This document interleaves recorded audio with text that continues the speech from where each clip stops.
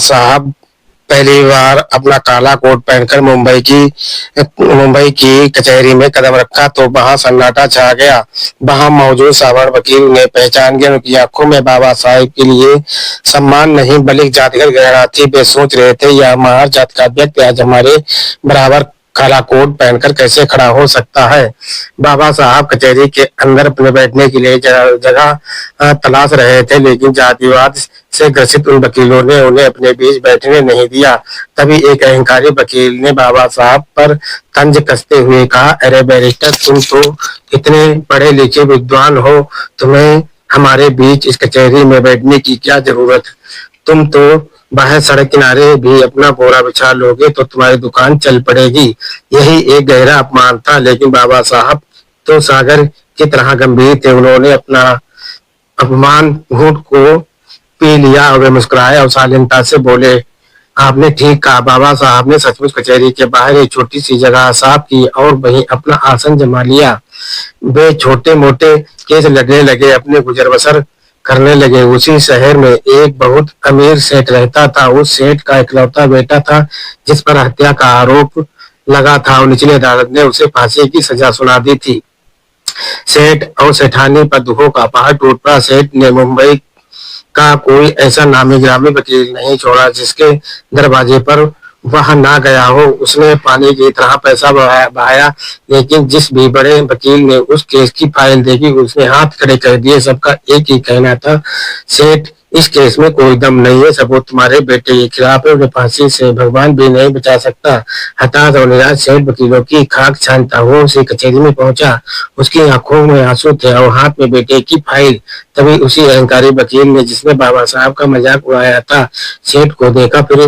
फिर एक क्रूर मजाक किया। उसने सेठ से कहा, अरे सेठ, तुम वहां क्यों भटक रहे हो? तुम्हारे बेटे का केस तो बस एक ही आदमी लड़ सकता है, वो देखो जो बाहर बैठा है, वह महार जात का बैरिस्टर, वो बहुत विद्वान है, वही तुम्हें बचा सकता है। वकील ने तो मजाक किया, लेकिन डूबते को तिनके का सहारा ही काफी होता है। बाबा साहब और सेठ की मुलाकात। सेठ दौड़ता हुआ बाहर गया और बाबा साहब के चरणों में गिर पड़ा। वह गिड़ाते हुए बोला, बैरिस्टर, मेरे बच्चे को बचा लीजिए, आप ही मेरी आखिरी उम्मीद है। बाबा साहब ने उसे उठाया और कहा, सेठ, मैं तुम्हारी क्या मदद कर सकता हूँ? शहर के बड़े बड़े वकीलों ने जब मना कर दिया तो मैं एक अछूत समझा जाने वाला वकील क्या कर पाऊंगा? सेठ ने रोते हुए कहा, नहीं बाबा साहब, मैंने दुनिया देख ली है, मैं आपका चेहरा देख के बता सकता हूँ। अगर मेरे इकलौते बेटे को इस दुनिया में कोई बचा सकता है तो वह आप है। अगर उसे फांसी हो गई तो उसकी माँ भी मर जाएगी, मेरे दो घर दो अर्थियां उठेंगी। बाबा साहब, एक माँ की पीड़ा की बात सुनकर बाबा साहब का दिल पसीज गया और उन्हें अपनी माँ भीमाबाई की सीख याद आई कि किसी निर्दोष की जान बचाने के लिए अगर संघर्ष भी करना पड़े तो पीछे मत हटना। बाबा साहब ने फाइल अपने हाथ में ले ली। उन्होंने सेठ से पूछा, क्या यह फाइल किसी और वकील ने देखी? सेठ ने कहा, हाँ बैरिस्टर, यह शहर के बड़े वकील ने इनकार कर दिया। बाबा साहब ने फाइल को गहन अध्ययन किया और की आंखों में एक चमक आ गई। उन्हें गंभीर स्वर में कहा, जाओ सेठ, मैं तुम्हारे बेटे का केस लड़ूंगा। अदालत का सन्नाटा और अद्भुत तक फांसी की तारीख कुछ ही दिन बचे थे। अदालत लगी और जज कुर्सी पर अंग्रेज जज बैठा था। एक सरकारी वकील, दूसरी तरफ बचाव पक्ष के वकील डॉक्टर भीमराव बैठकर। अदालत खचाखच भरी थी। वे सभी बड़े वकील भी मौजूद थे जो यह देखने आए थे कि यह बाहर बैठने वाला वकील अब क्या तमाशा करेगा। जब बहस का समय आया तो जज ने बाबा साहब से पूछा, मिस्टर अम्बेडकर, क्या आप अपने मुवक्किल के बचाव में कोई दलील पेश करना चाहते हैं? पूरी अदालत को उम्मीद थी कि बाबा साहब लंबी चौड़ी बहस करेंगे, लेकिन बाबा साहब ने जो कहा उसे सबको चौंका दिया। बाबा साहब शांत बोले, नहीं ऑनर, मुझे कोई दलील नहीं देनी है, अपना फैसला सुनाए।